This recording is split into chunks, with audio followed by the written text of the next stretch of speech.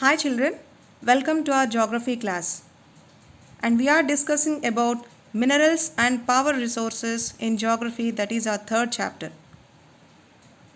And at the end of today's class, you will be able to learn what are power resources and conventional resources. Let's see. Power or energy plays a vital role in our lives. Without power, life is impossible. We also need power for running an industry, agriculture, transport, communication, and defense. So, these power resources or energy resources may be broadly categorized as conventional and non conventional resources. Let's see. These are the examples of conventional resources: firewood, cattle dung cakes, coal, petroleum, gas, hydel, and thermal. And these are the examples of non-conventional resources: solar energy, wind energy, tidal energy, geothermal energy, nuclear energy, and biogas. So these are the conventional and non-conventional resources of energy. Let's see conventional sources. Conventional sources of energy are those which have been in common use for a long time. Firewood and fossil fuels are the two main examples of conventional energy resources. Let's see about the firewood. It is widely used for cooking and heating in the rural areas. In our country, more than 50% of the energy used by the villagers comes from the firewood.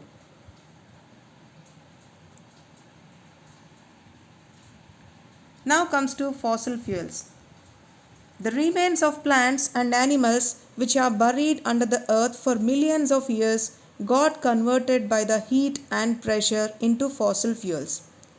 For example, plants and animals, when they die, are buried under the earth, and after the millions of years later it got converted with the help of intense heat and pressure. They convert into fossil fuels.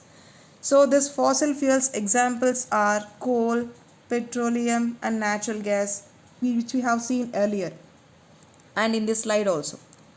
So fossil fuels such as coal, petroleum, and natural gas are the main sources of conventional energy, and the reserves of these minerals are limited. The reserves of these minerals are limited. So the rate at which the growing world population is consuming them is far greater than the rate of their formation. It means they are not forming in our lifespan. It is taking some millions of years for their formation. So these are likely to be exhausted very soon. We are consuming them very rapidly rather than its production.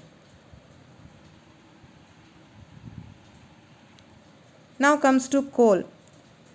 This is the most abundantly found fossil fuel.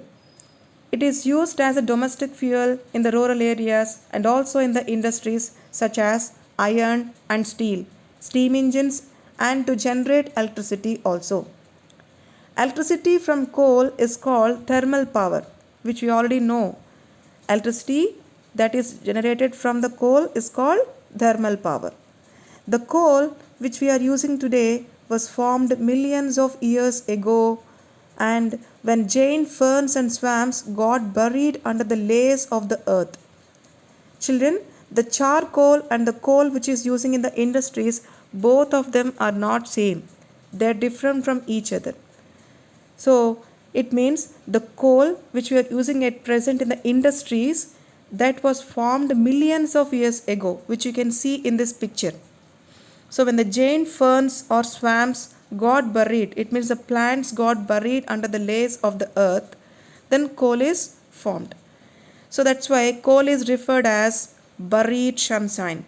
I repeat, coal is referred as buried sunshine because of its intense heat under the earth. It is converting into coal. That's why it is also called buried sunshine. So now the leading coal producers of the world are China, USA, Germany, Russia, South Africa, and France. In India also we have a large amount of coal reserves in Raniganj, Jharia, Dhanbad, and Bokaro in Jharkhand. Now let us discuss about the petroleum. The petrol that keeps running your car or bus running, as well as the oil that you keeps your cycle from squeaking. It means sound. Sometimes your cycle gives you sound. So both began as a thick black liquid called petroleum. It means the petrol which you are using to run the car, and the lubricant or the grease or the oil which you use to prevent the squeaking in your cycle, both of them has come from the petroleum. So this petroleum is a black liquid color substance. So it is found between the layers of the rocks, and that petroleum is drilled from oil fields located in offshore and coastal areas. Then it is sent to refineries to process. So we can call this petroleum, when it is in a raw state, it's called crude oil. What do we call that, children? It's called crude oil. So this petroleum is a thick black liquid substance which we extract from the layers of the rock in the process called drilling. So then after extracting this petroleum through drilling, it is sent to the refineries to process it. So before the process, it's called crude oil or petroleum. So children, from this petroleum we produce a variety of resources. For example, diesel, petrol, kerosene, wax, plastics, and lubricants. So petroleum and its derivatives in the sense the things or the substances which we extract from the petroleum is called derivatives. So the petroleum and its derivatives are called black gold. What do we call them, children? Black gold. So it is a very valuable resource. The chief petroleum producing countries are Iran, Iraq, Saudi Arabia, and Qatar. That's why they are rich countries, children. The other major producers are USA, Russia, Venezuela, and Algeria.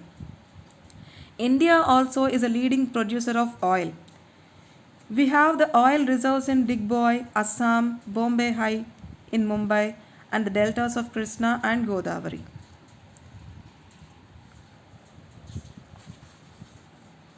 Now comes to the natural gas. Natural gas is found with petroleum deposits and is released with crude oil is brought to the surface. Children, I'll tell you an important fact that natural gas is found with petroleum. It is given in textbook. But thing is, natural gas is just found above the petroleum deposits. That's why the place where petroleum is available, that place itself only natural gas is available, because this natural gas forms on the surface of the oil. So it can be used as domestic and industrial purpose. So natural gas which we are using as methane gas, no, we are using in our houses. And the same gas can be used for the industrial purpose also as fuel. So Russia, Norway, UK and Netherlands are the major producers of natural gas. In India, Jaisalmer, Krishna Godavari Delta, Tripura and some other areas of offshore in Mumbai have natural gas resources. So very few countries in the world have sufficient natural gas reserves, children, of their own. The sharp increase of our consumption of these fossil fuels has led to depletion at their alarming rate. You can understand with this, children, how rapidly we are consuming the resources. So, my dear children, I request you to consume these resources very carefully. The toxic pollutants released from the burning of these fuels are also a cause for concern. The most important thing is, if you burn the petroleum or diesel or coal, you may get some toxic substances, pollutants, smoke, carbon monoxide, carbon dioxide, which are very much harmful for the air and us also. Unchecking burning of fossil fuel is leaking of unchecked dripping tap which we eventually run dry. So this led to the tapping of various non-conventional resources of energy that are cleaner alternatives of fossil fuels. Got it, children? So if you don't use them in a sustainable manner, they complete so quickly or they exhaust so quickly, so which we cannot see them anything any longer in our future. That is why we need to find out our concentration. We need to find out some non-conventional resources of energy which are also cleaner and they're alternatives to fossil fuels. Now let's see the last conventional resources, children, that is the Hydel power or hydropower. So this Hydel power and hydropower is generated or produced with the help of rainwater or the river water.